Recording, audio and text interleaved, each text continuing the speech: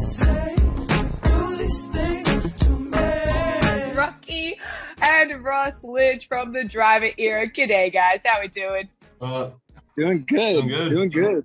I'm at a pub right now, drinking a beer. What time is it? It's 8 p.m. where I'm at. I'm in Toronto. Yeah, that's allowed. That's allowed. Oh, nice. With the girlfriend? That's perfect timing. Yeah. On the note of Toronto, random fact that I read on Reddit this week about your Toronto show. Someone in the front row apparently peed on the ground at your Toronto show because they didn't want to leave their barrier spot. Yeah. You know, I always wonder, that's what's so funny is that's why everyone's been passing out recently is because they don't drink water because they don't want to have to leave to go pee. Totally. Totally. I'm so sorry for whoever that girl peed on. Yeah, I'm surprised that's the first time I've heard of that. Yeah, someone read it was going into this girl being like, guys, blanket no. Like, just don't do it at a gig. We can't be peeing. Yeah. Like, they were like, oh my gosh, like Ross was leaning into the crowd. He for sure could smell it. Like, it was so embarrassing.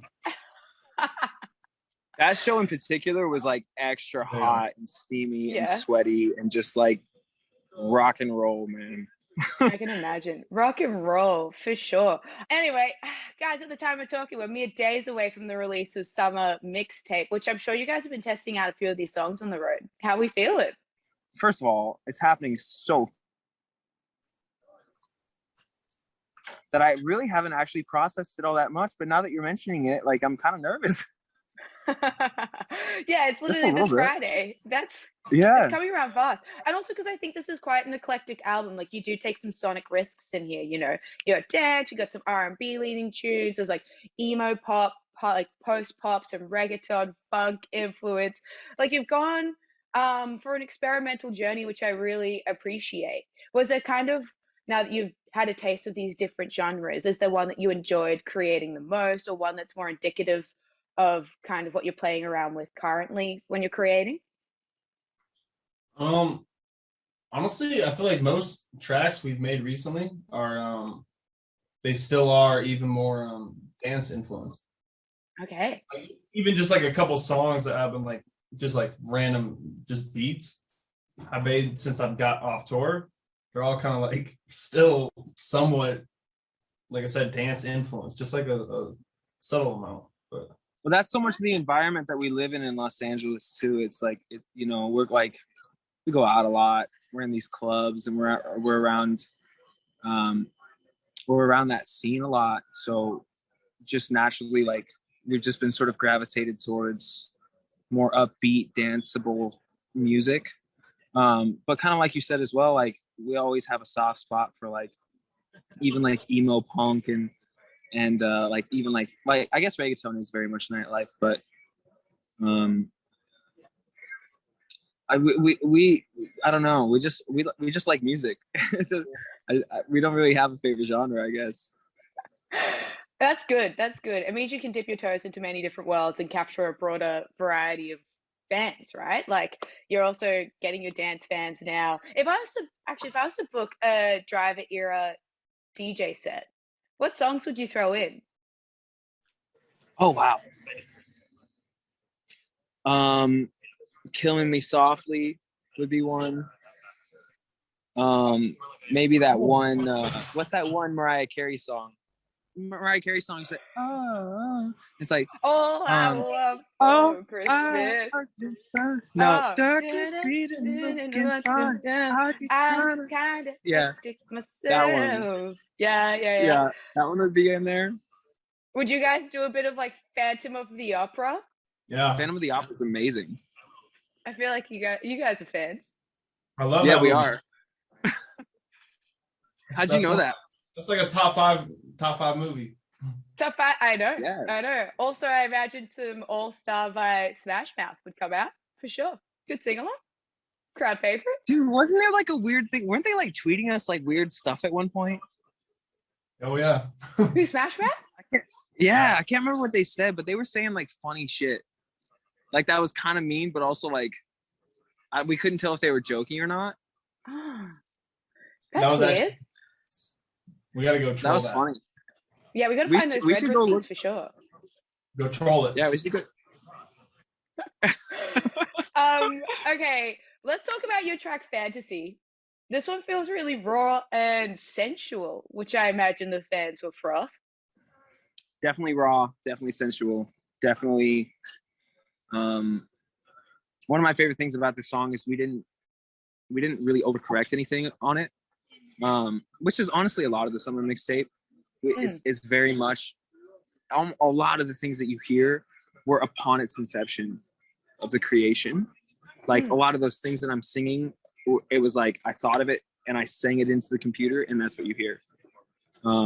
Or like even the guitar riff in the song. So like a common theme throughout the mixtape is like just a lot of rawness. And I think it really shines in Fantasy in a great way. Yeah, I'd agree. There has a good sense of authenticity behind it. And it's nice to hear something less polished, you know? Yeah, I was always trying to, I don't know, I'm always last minute trying to see what shit can like, I don't know, I'm like, what can I fuck with? I don't know why. I always get to those points. Yeah. You know, it's difficult. It's difficult because sometimes the essence of the song is tangible upon creation. That like, if you were to go back and redo some of those things, it kind of just takes away from the soul of it. And we've tried sometimes, you know, sometimes we go back and it's like, okay, maybe I'll try to re-sing that. And sure, it might sound like you said, more polished, but it loses the spirit. And I feel like that's what the Summer Mixtape really has to offer is like the songs are they're from that moment that they were created. Does that make sense? Totally. That's such a common story, though, of artists like having demos and then being unable to recreate that magic when they go into a studio to record the proper top line or whatever. They like, it doesn't have that same in the moment feeling that is as special in the demo. And like people are so nervous to release those demo tapes, but in my opinion, that's where the spice of life is. Let's rewind a little bit to how you guys got here. You guys are obviously brothers, a year apart, obviously started working originally back in the day for your past band R5. You're also a sporting family. Ross, I believe you have a messed up toe from basketball or something. You guys play a lot of ice hockey. When did music how did music kind of make its way into your family or into your relationship? We do you want to take it, Rocky? No, I mean, I recently like recalled like early times when I started playing music, and I realized I took like a little bit of each instrument, like a couple lessons randomly, like super young. Like I took piano lessons, like we all did. Then I randomly took drum lessons, and then I randomly took like a couple guitar lessons. I think that's why we like producing is because it seems like we like kind of we learn like a bunch of different little amounts of each instrument, and then we ended up like not really like focusing too much on one. I mean, guitar in the end, but yeah, like that, you built the foundation. Yeah, well, like it was kind of early on that all that just started happening, like super young age. Well, our mom kind of had this philosophy of like keeping us busy as kids to kind of keep us out of trouble. Oh yeah. So she did a lot of things. Like she enrolled us in a bunch of sports. Like we played like baseball and hockey, a lot of hockey. Like we're big hockey guys. Still play like a few times a week when we're home. But she also enrolled us in dance classes. And dance class eventually kind of like was sort of all consuming for a long time because we were just kind of excelling at it, you know, and also I guess the world just kind of makes sense because we had a sister too, and so we could all sort of be together as a family. That was a big thing for my mom. She wanted us all to be together all the time. And dance was a way to do that. But within dance, we were subject to hearing a multitude of different genres all hours of the day, whether you were in a ballet class, a jazz class, tap class, hip hop class, you know what I mean? You're listening to all sorts of different types of music. And I think that also had a big foundation for us. And honestly, it kind of makes more sense when you hear that and listen to the Summer Mixtape or any of our catalog, because a lot of it is eclectic. And I think it comes from that time, from growing up with such a diverse exposure to music.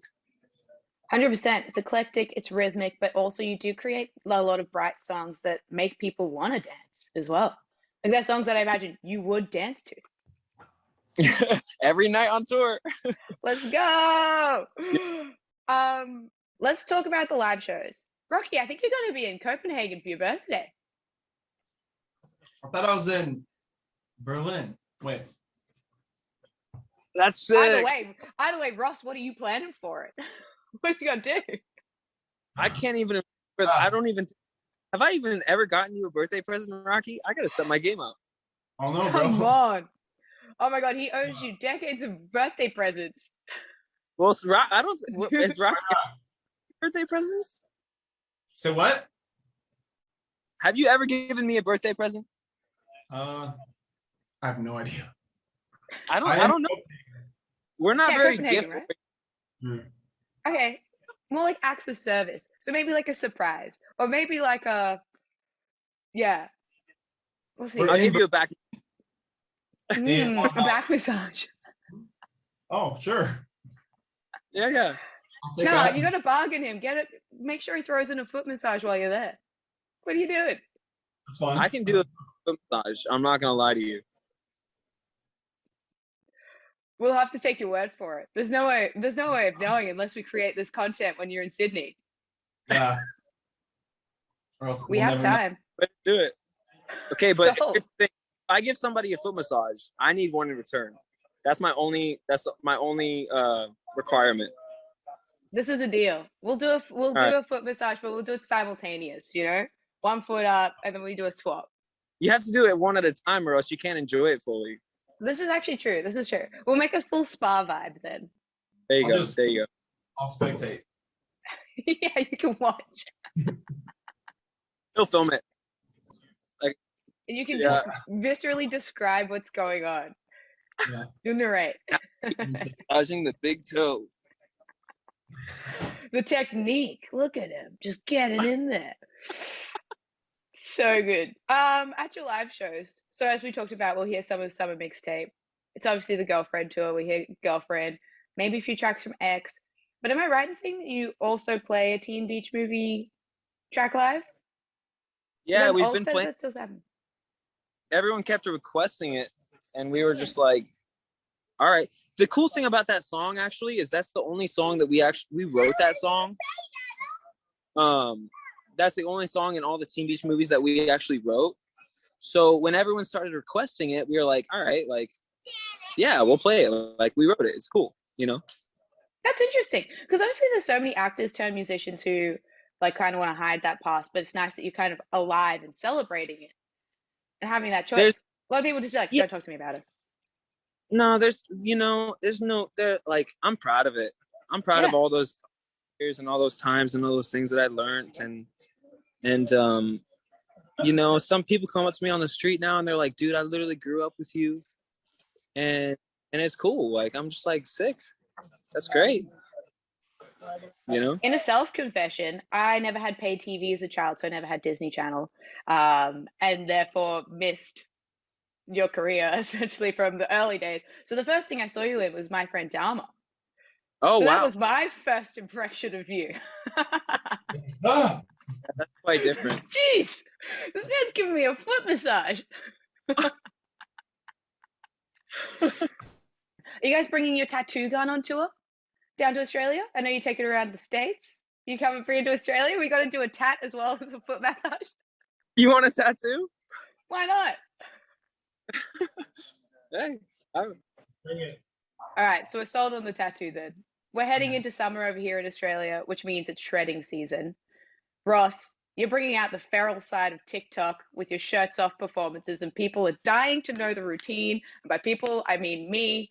What's kind of like the holy grail or like the workout split to keeping the physique primed, especially on the road? Beer. Yes. Look at him. He's having one right now. Here's the thing. Every single night is like an hour and a half of a cardiovascular workout, I think that has an effect on it. Other than that, I like to intermittent fast. I love to do ice baths.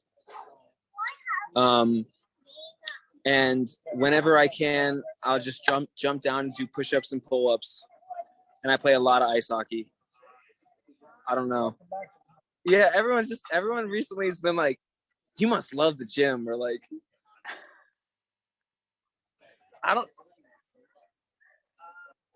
I think consistency is more important than intensity.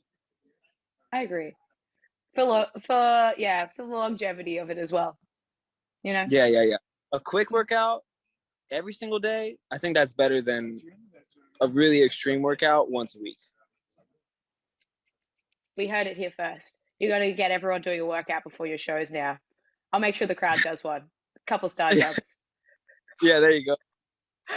Boys, it's been so lovely to meet you. I very much look forward to our foot massages and tattoo session in a couple of weeks.